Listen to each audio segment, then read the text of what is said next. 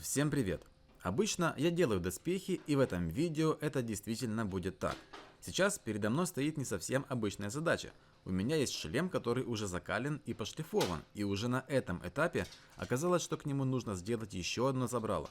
Обычно такие моменты нужно делать до закалки и шлифовки, ведь подгонка деталей в разы легче, если их можно притягивать друг к другу на горячо. А теперь так нагревать детали невозможно, так как потеряется закалка и шлифовка на куполе. Но думаю, что я справлюсь. Первым делом я делаю отпуск стали на ушах забрала для того, чтобы можно было их гнуть без риска трещины.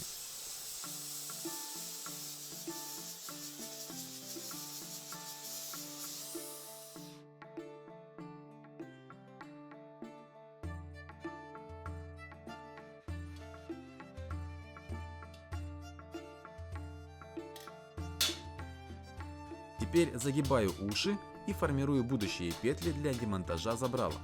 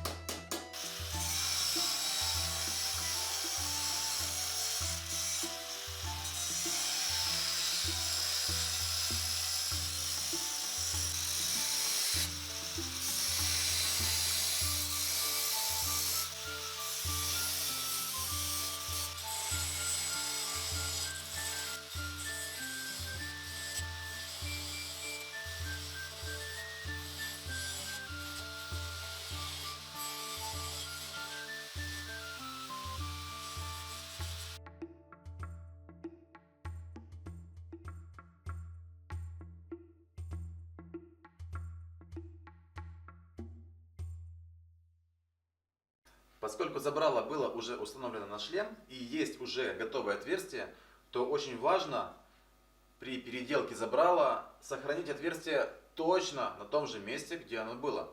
Буквально миллиметр в миллиметр. Если я начну какое-либо смещение, забрало на шлеме начнет уже перемещаться не в свое положение, что, конечно же, очень плохо. Поэтому я заранее наклеил малярную ленту с пометками, где у меня точно отверстие.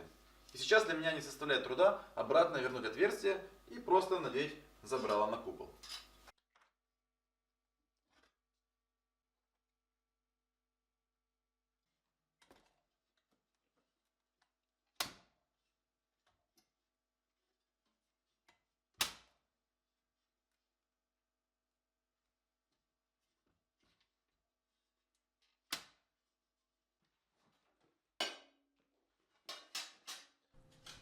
Начинаю делать второе забрало. Геометрия у него должна быть такой же, как у первого, особенно зоны примыкания к куполу и нижнему забралу. Как я уже говорил, это в разы сложнее сделать на готовом шлеме, чем на заготовке.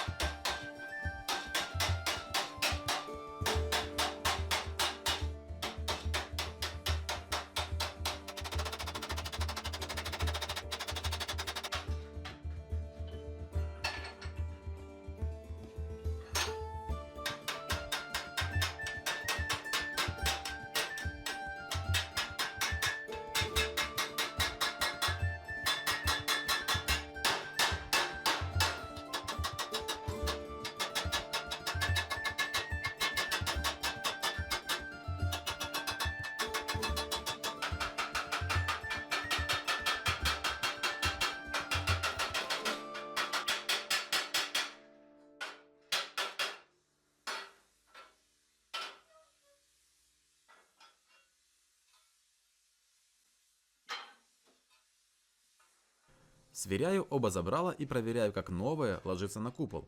Нужно отслеживать правильную позицию вертикального ребра, зоны примыкания сверху и снизу, а также попасть ушами забрала на отверстие от первого забрала. Вроде все нормально, поэтому можно прорабатывать мелочи – ребра, рихтовку и мелкие вмятины.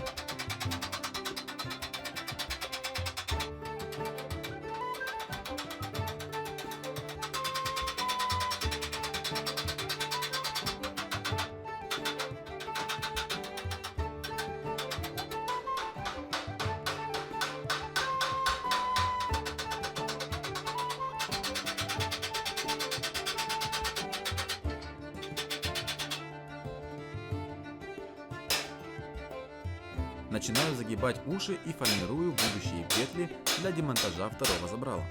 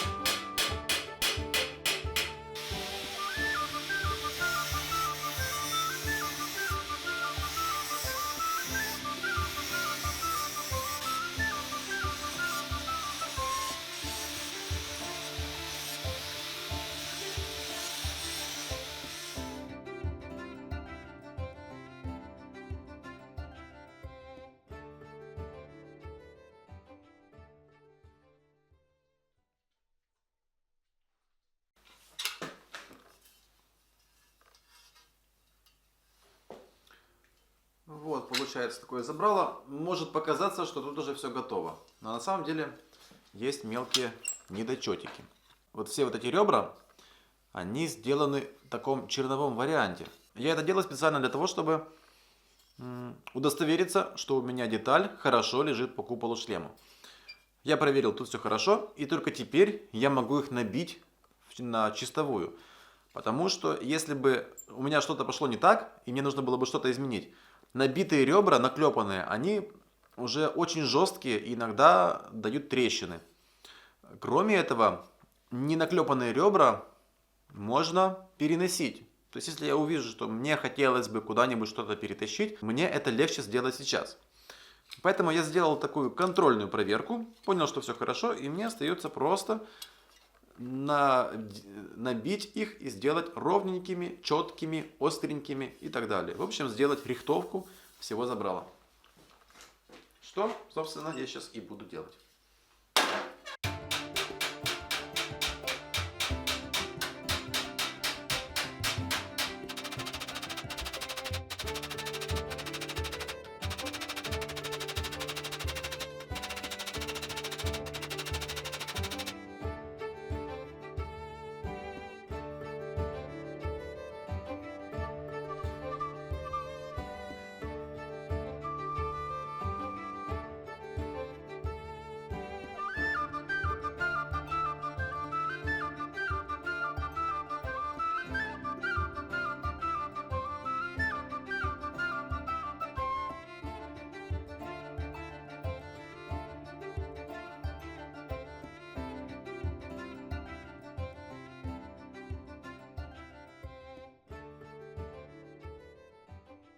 Итак, дополнительное сменное забрало для армета готово. Оно закалено, пошлифовано, есть отверстие и оно установлено обратно на шлем.